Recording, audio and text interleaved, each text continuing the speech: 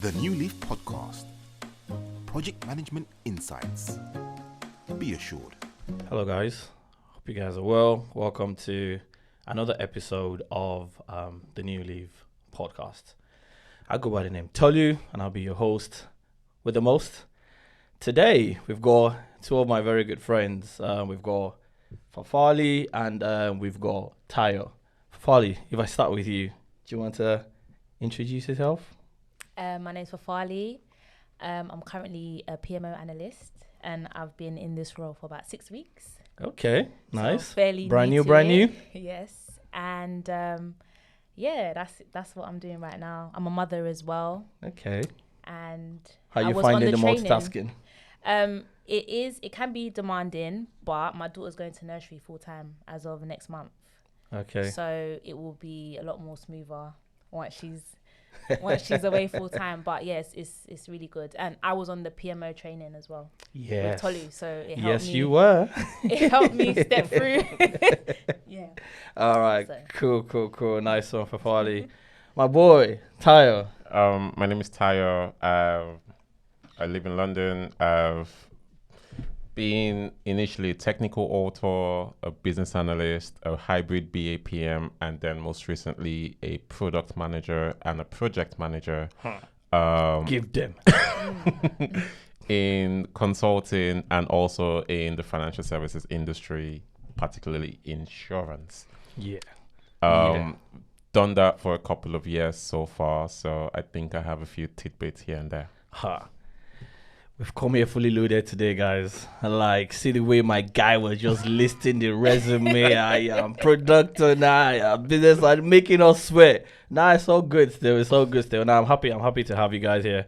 So, I've got something I've been thinking about, but just before we go into it, I'd like to have like a bit of an icebreaker. Okay. So just really simple, right?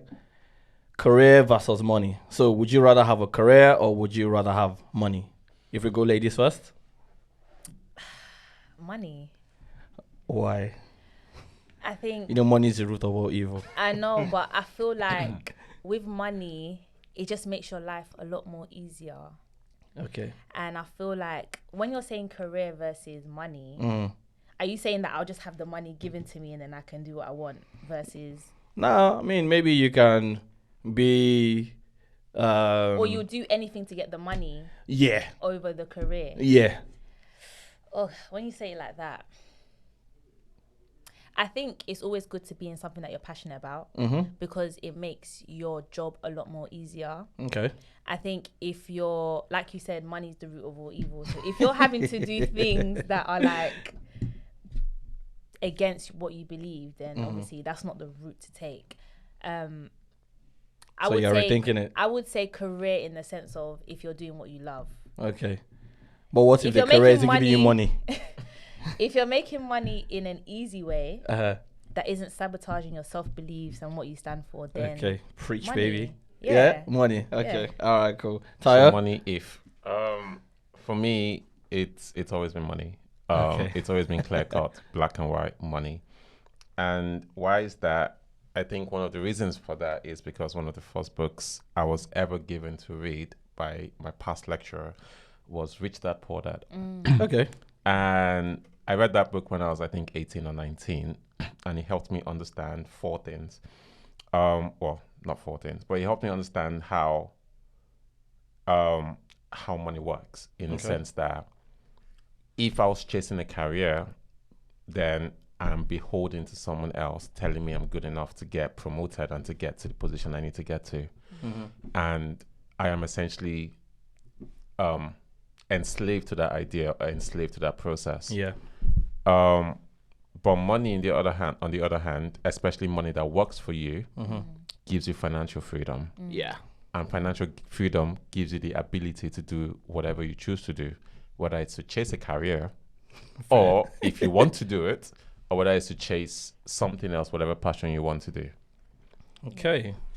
So you guys are more leaning towards Money. I mean, I was Yeah. supposed to make it easy for you, but I just said, oh, what if the money is bad money? But yeah, no, it's Yeah. fine. It's fine. Even if it's blood stuff, it's too far. My guy is like YOLO. You only live once. Nah, that's cool. That's cool. Okay, so another question. Degree versus apprenticeship. So basically what I mean by this is, would you rather go to uni and then do whatever you want to do with your degree, or do you think that a university degree is still valuable today? So for Fafali. So I went to uni and I don't use my degree. Yeah. So like Most the of us. student debt I went into was for no reason. Yeah. I'm in a completely different field as to what I studied. Mm-hmm. So I definitely believe in apprenticeships. Okay. And had I known what I know now, Mm-hmm. I don't think I would have gone to uni. I didn't even go to uni straight away. So when I finished college, I worked for a bit because I was chasing the money. And then when they said the fees were going up to $9,000, I went to uni like by force because I felt like I wanted to be within that $3-4 grand range. That's the only reason I went, to be honest. Right. But looking back, I wouldn't have gone to uni.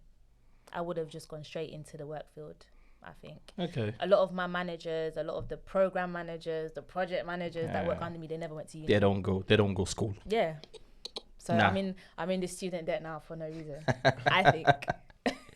You know, there's one argument, right? So basically, whenever I retrospectively just say, actually, maybe I shouldn't have gone to uni, my dad goes, oh, there's some soft skills you got from university that's helping you in your life today. I'm like, hi, what? Writing essays. Yeah. What soft skills? Under pressure. Yeah, what Yeah. soft skills? Like, you should have given me that money, right, that you spent on my school fees, and maybe you would have given me a better start to life. Maybe, but okay. All right, that's cool. Tayo, what's your take on it? I would have gone straight with apprenticeships, aka experience, but I'm thinking about it, and in hindsight, I feel like university education has done more well for me compared to most people. For instance, my very first degree was in marine biology and fisheries. And guess what my first business is? I was a fish farmer. Fair enough. Fair enough. So I went to school for 4 years. Thankfully, I met a lecturer that lectured me and that mentored me. And I had a very direct way to apply exactly what I learned in uni to what my first business was going to be. My second degree, my master's, was in business, and that was because I felt like I needed to learn more about business. And what have I done since then? Try to do business, sometimes using the experience I've had. However, experience, knowledge not from the uni. education, some of the education Right. that I've had. However, most of those are just theoretical knowledge. Yeah. And in hindsight, most of the things I know now or do apply now is based on the things I have learned after uni and the experience Exactly. I've gathered since then. So even though university has exposed me to certain things that have been beneficial, I would say experience has done the most for me. Okay. So if you have to pick one, you pick apprenticeship. apprenticeships. Okay. Okay. I have to give the explanation for No, that makes perfect sense. Speaking like a true businessman. When they come into your office and they say to you that, oh yeah, we need to do this for you, but let me tell you why your life is so bad and why you need us. Right? No, but that's cool. That's cool. Thank you, Tayo. So another one. I think I know the answer to this one. Business versus 9 to 5. Would you rather be an entrepreneur, or would you rather? I'll tell you the reason. I'll let you. I'll tell you guys the reason why I'm asking this question, right? So, I've been at a place in my life where I just thought, I just want to wake up, go to work, either go to work or work remotely, not have to worry about anything, log off at 5 o'clock and get paid. And this was when I was contracting, right? The pay was quite healthy, and just get my invoice, submit my invoice and get paid and just chill. Right. And then there are some people that can be like, actually, I'd rather have a business, financial freedom, and all that, not having to report into anyone. So yeah, that was the thinking behind the question. So who wants to go first? Do you know what? I'll Taya? start. Oh yeah, go on. My answer also is very nuanced because I can see the credits to both sides. My very first contract was at KPMG, and I remember when I was there, I thought to myself, if I ever wanted to go 9 to 5, it would probably be here, because I can understand why I would want to wake up and I can plan my life 6 months and 1 year in advance. I know exactly how much I'm earning. I know I'm taken care of. I know I have a car allowance. I know I have health insurance. I know every single year they're gonna throw a summer party with Tiny Temper. That was like 5-6 years ago. And essentially my life is structured and I don't have to think about where things will come from. And there's a massive amount of relief and comfort that has to come from that. And I know people that are in their 50s and in their 60s and they've lived a wonderful, well-structured and comfortable life, working 9 to 5, rising the ranks. They have mortgages fully paid off and they go on holiday 3-4 times a year, even more than I do. And they're really happy and content with where they are. For instance, my brother is at director level and he wouldn't switch that for anything else because he's done 9 to 5 and it's worked well for him. Okay. That being said, Yes. I like money. And I like my freedom. And the only way I can get money and freedom is by having a business. So I'm willing to fail many times and I'm willing to put in the work to make a business work because I know that gives me what I want, which is money and freedom. Some people don't want that and they want something else. And if you wanted something else, like an easygoing life where you don't have to worry about how to pay people's bills, how people are relying on you, and where the next paycheck or next invoice is going to be paid from, then I can understand why 9 to 5 could be appealing to people. But for me and myself and my bank account, we like business. That's a healthy bank account there. A bank account of a wealthy man. All right. Thank you, Tayo. Fafali, what do you reckon? This is it's a hard one. Okay. Because like you said, having that structure, knowing that, you're going to get paid a certain amount, this is how much you're working with, it gives you that peace of mind. At the same time though, with entrepreneurship, it's all about coming out of your comfort zone, like you said. If you don't work, you don't get paid. If you work, sometimes you don't get paid. Yeah, exactly. Sometimes, and the And more sometimes- successful you are, Yeah. the less you work, the more you get paid. Right. And then, like you said, yeah, the more successful you are, the less you work, the more you get paid. So with this one, it's quite hard. I can't say, I like both. Okay. Do you understand? Because a lot of the time, let's say you're trying to become an entrepreneur and you are not successful on your first venture, let's say you give up, the 9 to 5 is always there to kind of back you up and keep you within a certain level of, boundaries. You earn a certain amount and you're on this much. At the same time though, the entrepreneur route, the sky is your limit. And I think another way to ask that question is, for those that may be interested in business, how do you keep your 9 to 5? Or how do you keep a 9 to 5 while chasing your business? Because one way I've seen it is that ideally you always want to have 3 things. You want to have stable income Yes. at all times, especially if you have a family or you have people that depend on you. Then you want to have free income, money that comes in once in a while from different things. Like you could do things here and there. You can get like 200, 100 pounds here and there. But you want to have a moonshot idea. You want to have something that you don't really spend a lot of time on, but if it really works, you could blow. yes. You want to have that thing, and you want to have that thing thick enough in the background so that while you have your stable income. Because I've read a study that said a lot of young people that are able to start a business or get funding in their 20s, luckily a lot of them have a cushion. They have a family back home, they have parents that can support them if it fails. But for me, I didn't have that, so I always had to have a stable income, which came from having a 9 to 5. Okay. But knowing that I always want to be financially successful and financially free, I always had something taken off in the background, one idea or the other that I was working on in the evenings and my weekends, that if it worked, could really replace everything. Yeah. So the moonshot idea was always there. So do you think this working a 9 to 5 and having a business, do you think is by virtue of the environment that you've come from, or do you think it's like individual to people? And I'll tell you why. So basically, I mean, this may be a bit controversial, but as somebody who was born and lived in Nigeria, right, from looking at your parents and from looking at the society that you live in, you know that you have to absolutely have like 3 or 4 sources of income. If not, literally you're done for. Okay, you are your own government. You provide your food, you provide your education, you provide your security, you provide your electricity, you provide your everything, and you cannot do that on one income source. Okay, but if we flip it, say you were born here, you were used to a structure and a system that works.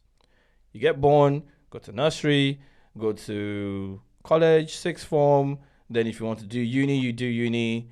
You know that even though you don't eventually get a graduate job, there's KFC, there's McDonald's, right? You can always find something that will pay you minimum wage, but it's not guaranteed where we've come from. So basically, we're always thinking at the back of our minds, what can I do to make extra money, right? So do we reckon that your zeal for business has come by, are you a product of the environment that you've come from, or do you think it's just because you are tired? I think it's a combination of both, because I remember when I got all z'd up about business, I was in University of Lagos, and I think I was in my 4th year, and a couple of friends, like all of us, were gathered around talking about different things. A number of us were definitely going to go down the business route, but I remember one friend of mine, Michael, who said, I am not interested in business. I am the kind of person, I'm going to get a stable 9 to 5 job. I'm going to go in when there's an established person. I'm going to do things that way. And that's exactly what he's doing right now. Okay. So How's that working out for him? He's doing well. Okay, good. So I believe that, and I know, like my brother, for instance, also grew up the same way as me in the same environment, but he's going his way, doing his 9 to 5, and is very successful at it as well.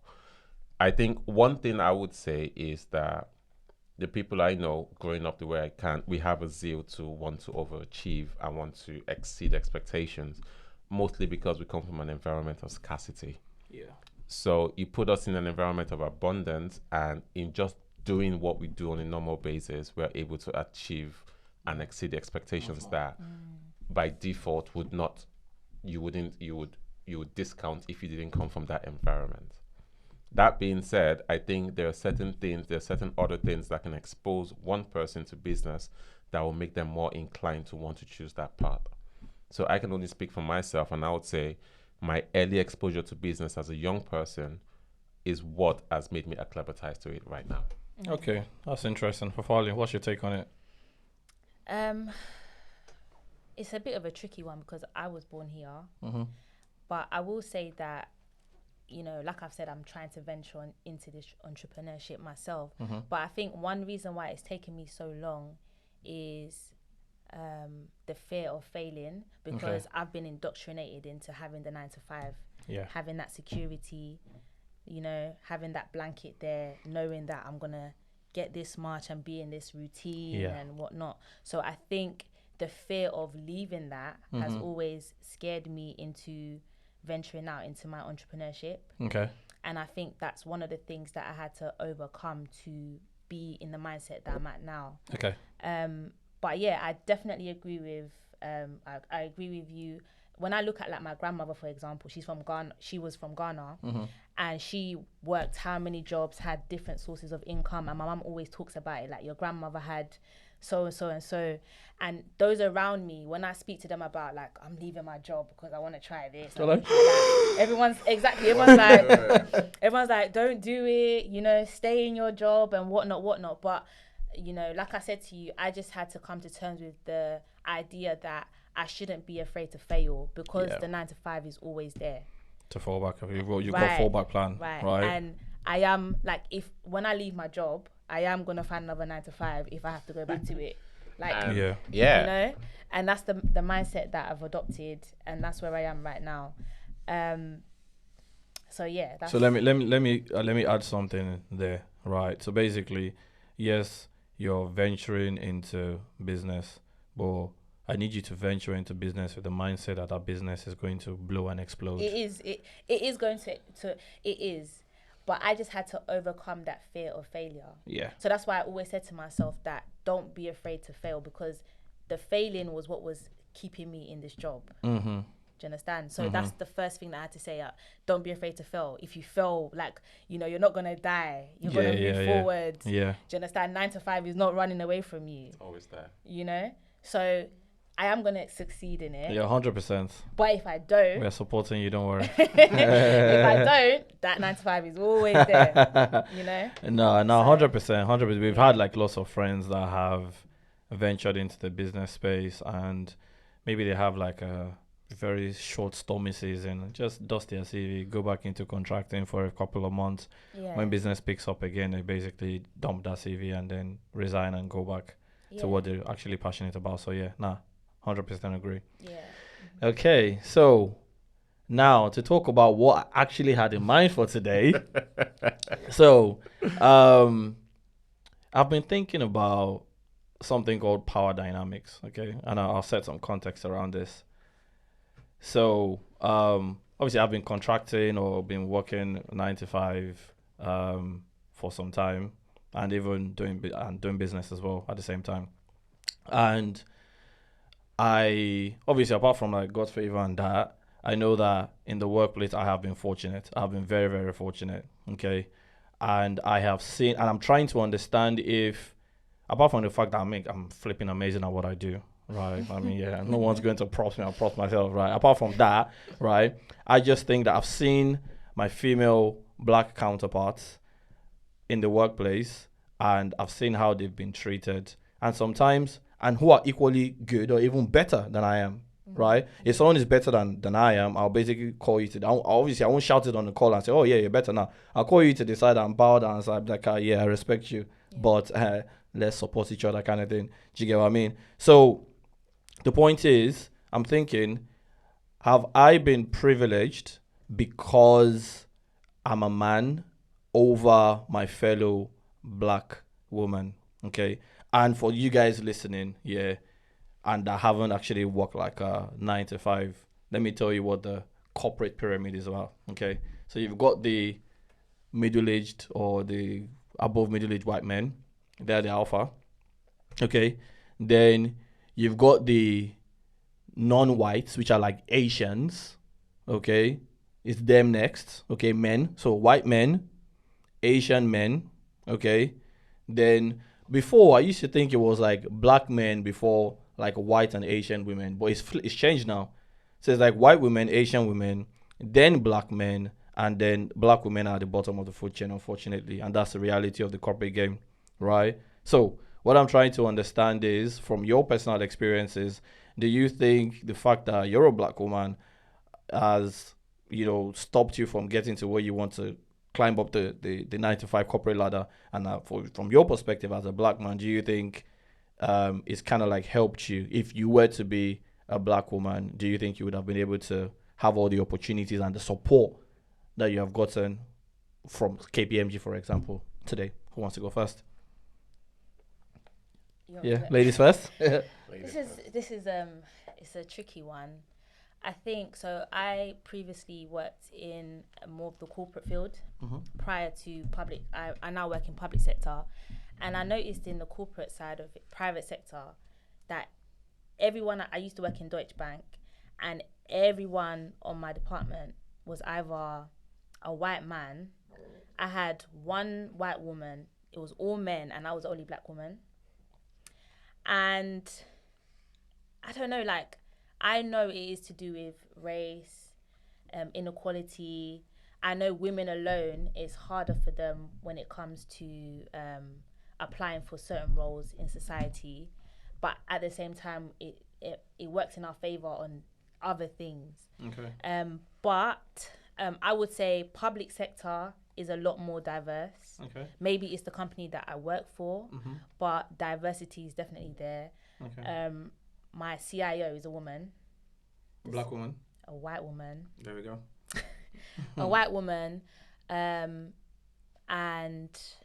to be honest, everyone in high positions tend to be white male or female people. However, I will say that black women as of late have been really climbing up the ranks. Yeah. And I know a lot of black PMOs, a lot of black project managers. Being a black man is already hard, but being a black woman is harder when it comes to the work field, especially in like IT and corporate and stuff like that. Okay. I think there's certain jobs like being a nurse. It's like typical, you know, you're either black, Asian, or, you know, whatever. But, you know, what I do now, yes, there's women there now, but they're all white. It's true. Yeah. Okay. No, that's fine. So basically, they're women, right? But We've now got women, but they're still white women. Okay. So there's a lack of diversity when it comes to women of color in higher positions. Higher positions. Yeah. Yeah. Yeah. I actually spoke about this in my last episode when I was speaking with Dee, and Dee made a statement. She said when she initially started her career, right, she had zero motivation because looking up the corporate ladder, she didn't see anyone that looked like her. Yeah. So she didn't think it was possible to achieve like anything, right? And it took someone else to just have a conversation and motivate her to say, yeah, you can do it. Yeah. Now she's like smashing ceilings. Yeah. You know. Yeah. So no, makes sense. Thank you, Fafali. Tayo, what's your take on this? My experience on power dynamics, especially when it comes to racial factors, I can only think back to the experiences I've had. For instance, my very first contracting experience, my immediate line manager was Asian, and he took a liking to me from the interview, maybe because I was talking about being a fish farmer.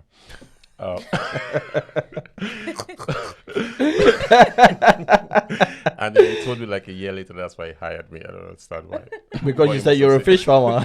Probably like his granddad was something like that. Probably. But he's really cool. However, in that role, I advanced really quickly across different roles, and I think that's one role that I did the most, because in that one role I was a tester, I was a script writer, I was a technical author, I was a BA, I was a project manager for a bit, but mostly because I put my hands up and said I can do it, and said I wanted to do it. So anytime a project was coming up or anything was coming up, I was the first person to say I want to do that and I can do it.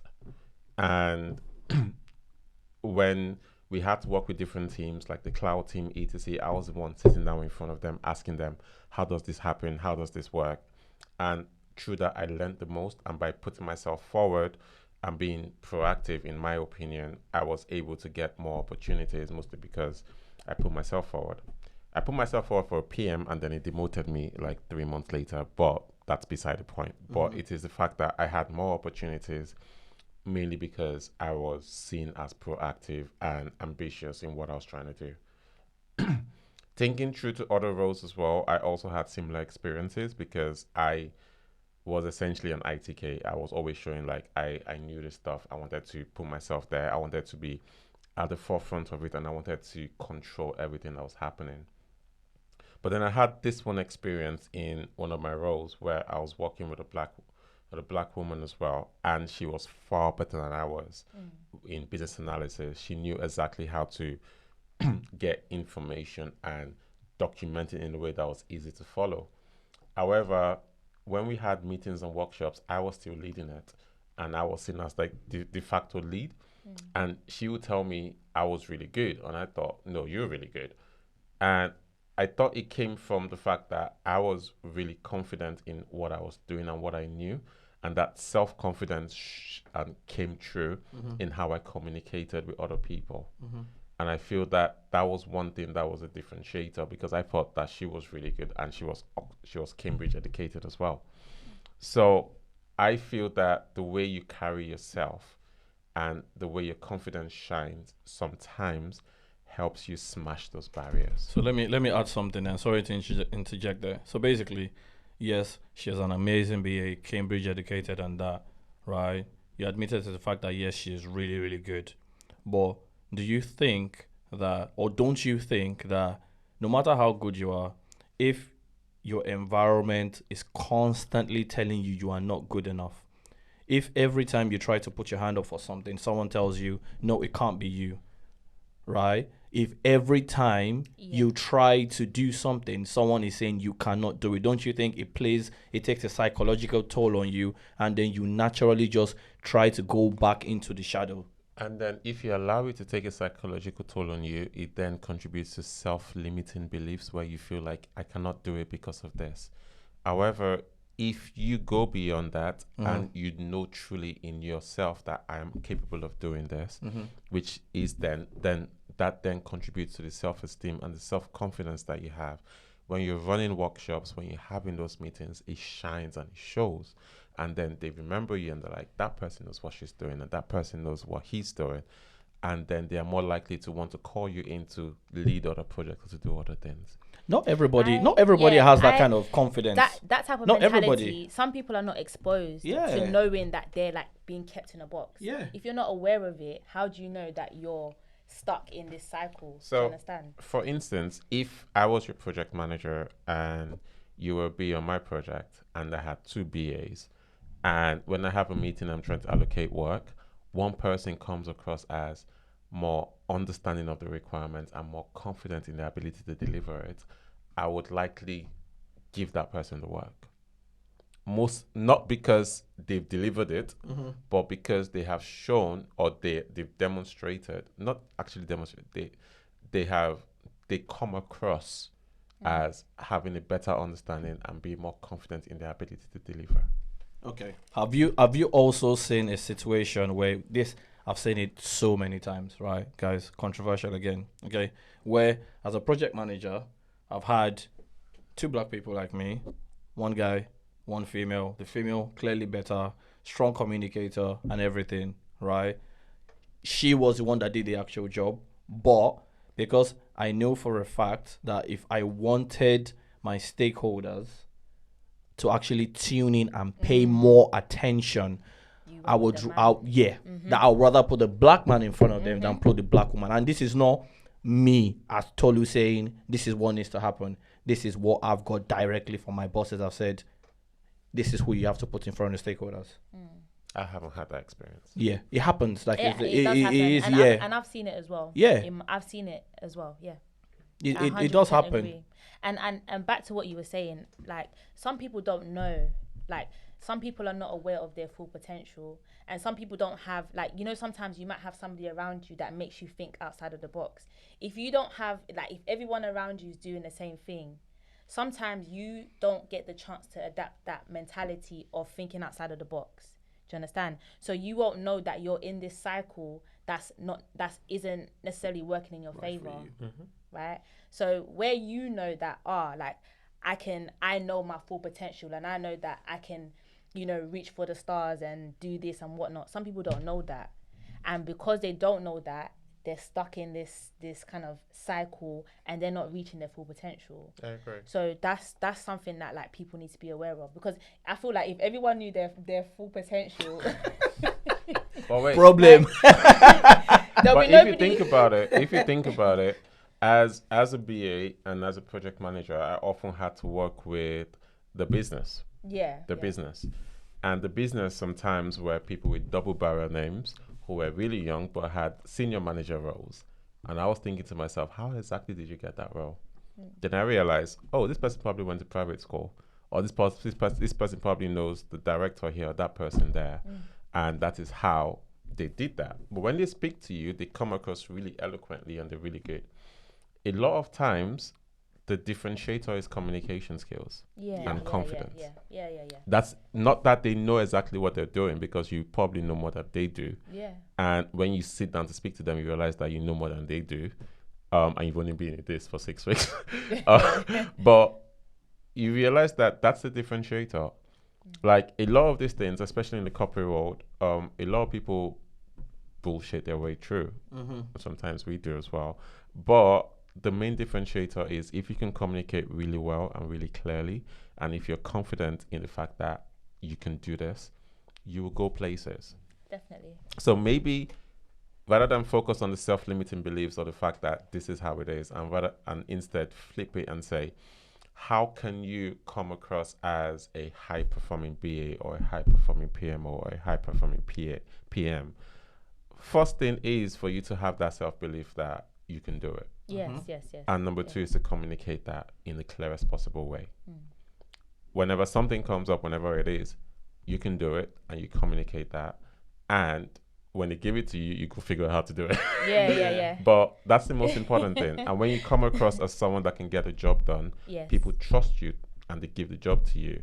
And when people can trust you to get a job done, you will go places. But that's why I agree with Tolu in a sense of coming out of your comfort zone, because unless you come out of your comfort zone, you will not realize your full potential. Yeah. You know, and a lot of people work within their comfort zone because 100%. it's comfortable. I would flip that in a way. I guess it's natural for people to want to stay in their comfort zone, but what gets you out of your comfort zone, it is the belief that you can do more than what you're doing in your comfort zone. Yeah. So first, you say, I can do it. You're in your comfort zone. Then you say, I think I can do more. And then you go ahead and commit to yourself to doing more. And then you're like, oh, shit, I have to do more. Yes. And then, yes. oh, shit, I have to do more. Now gets you to do more because you have to figure out how to do more. Oh, shit, I have to do more gets you to do more, or it gets really horribly, it goes horribly wrong and you decide to fall back into the shadow again. Do you understand? But from everything we're saying here, the most important thing, which is a very silent point, is having a solid support system. Yeah. Indeed. You are the most confident person I know, right? I'm not saying this just because of your camera, right? So you are 1 in 10,000. So when you're saying, oh, you have to be confident, there are some people that are just watching this and be like, oh, motivational speaker, thank you, right? But it's about, not everybody has got that confidence. Some people need someone that is steady, talking to them in the background, telling them you can do it. When I'm doing interview prep for people, right, I always say to them, they say to me, I've got an interview, I'm really scared. The key questions I ask: you've got a roof over your head, yeah? Yeah. You can feed yourself, yeah? Yeah. Your kids are all right, yeah? Yeah. Okay. So the person you're going to speak to is just a human being like you. The worst that they'll tell you is no, right? If they tell you no, is your landlord going to kick you out of the house tomorrow? No. So what's going on? That's it. Go in there, prepare yourself, give it your best shot. If it works out, fine. If it doesn't work out, my favorite word, we Keep move. it moving. That's it. We move. On to the next. But I would say to that confidence is learned, Yes. not inbuilt. Of course. But you know, some people need people like you to kind of give them that little kick, that little fire in them, because they don't have it. They don't have anyone around them. If everyone around you is doing the same thing, then it's kind of like the energy that you're matching, you're all going at the same level. Guys, and then like, you come along and say, listen, like, confidence is built and this is and that. And they're like, oh, like, okay, I'm thinking outside of the box. Sometimes people need that little kick, that little fire, do you understand, to push themselves out of what they know or out of what's around them. And then that's when they start to realize, you know what, like, the world is my oyster. Like, there's more than what I've been shown. Do you understand? Yeah. So, yeah, 100% agree. And yeah. by virtue of, the training that we do, the PMO training, BA training, Scrum Master training that we do at the Newleaf, right? I have to mentor a lot of people. I've had countless people reach out, crying either because an interview didn't go well or they thought, they smashed the interview and they didn't get the job. And I've had situations where there's this particular lady had to cry with her on the phone. Not because I'm like best actor, like Ramsey Noah from Nollywood, right? But because I felt her pain so much that it broke me down to tears as well, right? So it's not just about having a support system. If having someone who has a vested interest in your progress. Yes. Okay? Yes. That is what you get when you come to the Newleaf. Okay? We are project management trainers. Yeah. We are here for you. We care about you. Okay? One of the reasons why we do what we do is because, like I said on the previous episode, I walked into a meeting room. I was the only, not only was I the only black person, I was the only person that had the ability to sound American today and sound Australian tomorrow, aka Nigerian. Right? I was the only person, and I mean, it knocked my confidence a lot. And by the time I was able to find myself, find my feet, and things started falling in the right places for me, I made a commitment that I would use what I know to pull up as many people as I can. Yes. Right? So it's not just about trying to get into PM or trying to get into project management doing the course. The hard part is, once the course is done, what support system do you have? Yeah. And how would you get the motivation to push you to where you have to get to? This is what you get with the Newleaf. I hope you guys 100%. enjoyed today's session. Fafali, signing out. Yeah, no, I just want to say off that, you remember me when we're doing our presentations, and I was stuttering. I was stuttering, and now I'm doing podcasts. Indeed. So there's been elevation there. Well done. Tolu was like, "Oh, we'll have to do this again off call." I was like, yeah, let's do this offline.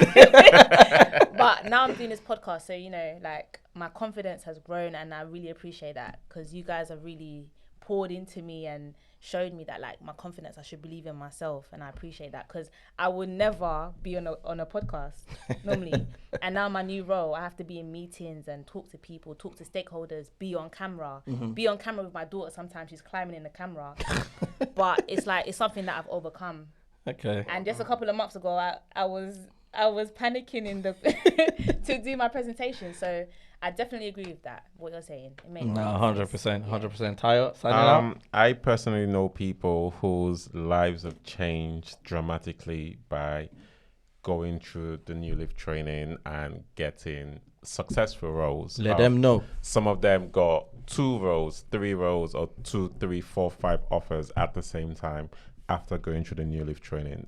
And anybody that I ever speak to, sometimes they want to become an aeronautical engineer, but like, I know the guy. I know the guy. But seriously, I know people that have had their total lives change, because you have no idea how your life changes when you go from working in a menial job, but you know that you're really good at this. You know you're really good at what you do, but you just don't have the opportunity. But then you go through the training with Newleaf, and then your life is transformed, because you have the opportunity then to put yourself in a position where you have a career that works for you, that pays you right. Yeah. So I think I've seen that firsthand. I've seen how people's lives have changed, how people have been able to buy houses after going through the Newleaf training and getting a job, and getting a good job that pays them well.